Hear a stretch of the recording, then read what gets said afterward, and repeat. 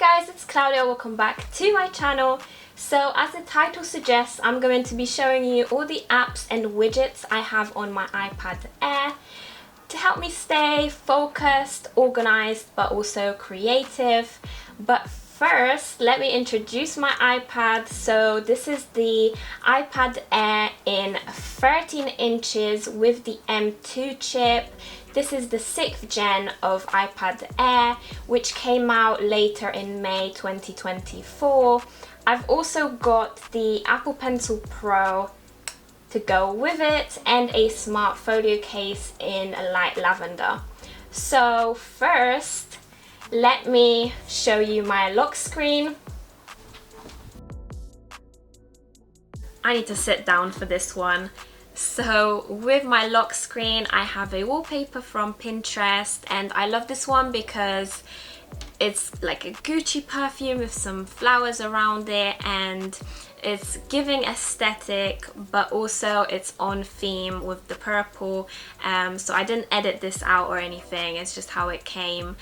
And what I like about it as well is like it's kept its quality. So you know, sometimes with wallpapers it like zooms it in slightly and it just loses like the clarity. Even with my 13-inch display, it still looks really clear. And now the two widgets I have on the lock screen is the temperature, the alarm clock, because you know, you just have to keep on time with everything. First slide, we have a time widget, and this is a very basic time widget because I don't like paying for apps or getting subscriptions for customization, so I just keep it simple. There's only like rare exceptions I pay for apps. Next up, we have some basic ones like FaceTime clock, weather, photos, YouTube, and you already know like notes. You just have to have a quick notes app. Girls' notes just look very interesting. Like,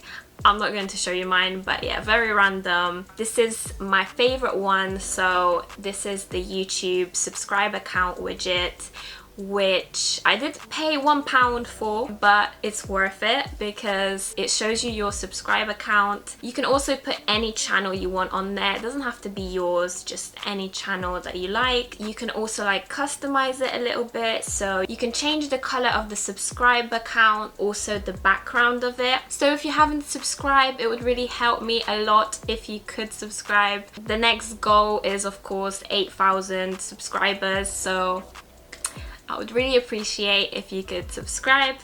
Okay, next, the reminders widget. You can tick stuff on the screen, or if you want to go in the app, you click on it and then it takes you to the reminders app where you can like write more stuff in there.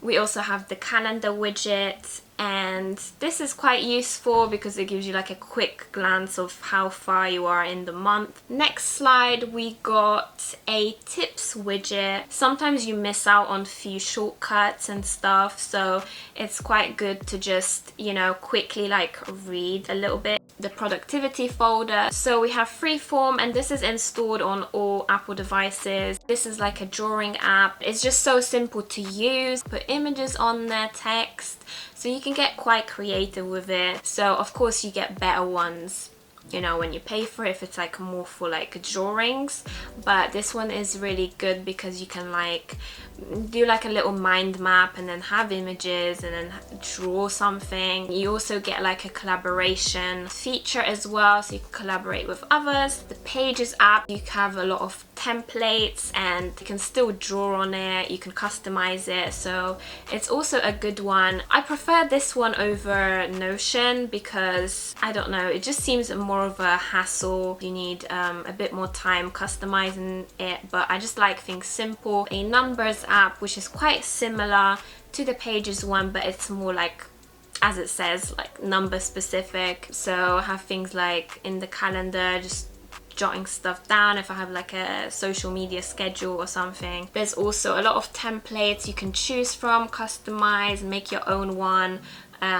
This is why it's very handy. The only thing I'd say is I think it takes quite a bit of your storage, so you do need a good storage, but with the iPad Air it's 128 gigabytes, so that's enough for me. Next up we have like this screen time widget, because I just need to scare myself sometimes. You can switch in between devices as well, so if you want it all together, or if you want it separately, see it for your iPhone, your iPad. We have the translate app, because sometimes I just be forgetting like Polish words. An elevate app, and this is with subscription. It gives you quizzes and stuff to say whatever you want to work on, like if you want to improve your vocabulary, if you want to improve your memory, like your cognitive skills. And I feel like with AI now, we don't really think for ourselves anymore, like we just want things quickly. TED app, and this just has all the educational videos, and they're also on YouTube, but I feel like when you watch TED Talks on YouTube, it's easier for you to just click on some other random video and like get off track. BBC News, so this in the UK, this is like a news station. The last one is Skillshare. Now this is not sponsored. I got it for my work because I'm doing a course and I want to learn new things. I did a course for YouTube from Marquise Brownlee, which gave you like all the things, like how to write a script, how to shoot, how to take a photo, like all those little things that come into YouTube. It was really good that it's like a step-by-step guide. This one is a lot more organized. You have like notes with it.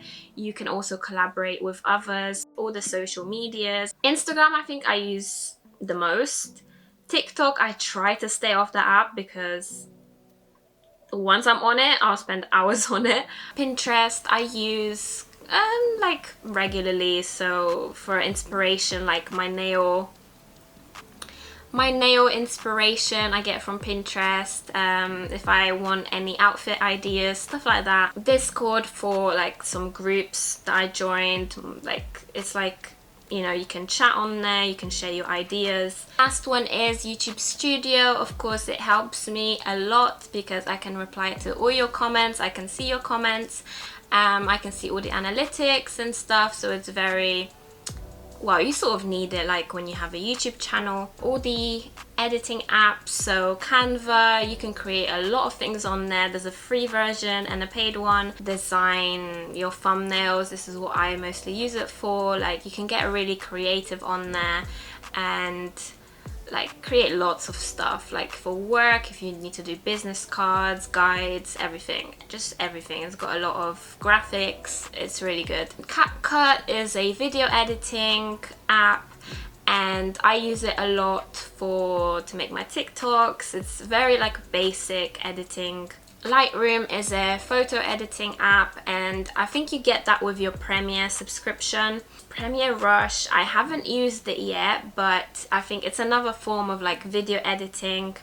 So I want to check it out because when I take my iPad somewhere without my MacBook, I just want to see if that's like enough to edit my YouTube videos. Next up we have games. Brawl Stars. This one I just downloaded because my cousin plays it, so I will want to play with her eventually. But as you can see here, this is what it looks like. Among Us. I really need to get the hang of this game. At the moment I'm like not really good. So it looks better when you watch someone streaming it. We have Sims. All these games are pretty well known. Color by number. You have like a piece of the image and you have to like fit